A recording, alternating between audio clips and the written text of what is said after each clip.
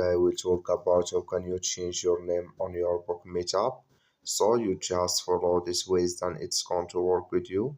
So all you have to do in the first, just go down here, click on my box down here. So then it's going to take you to this list. It's going to show for you like this here.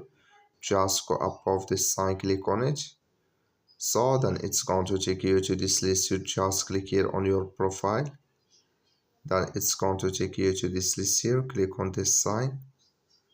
So when you just click on it here, then it's going to take you to next step here. Just switch in here to open with you.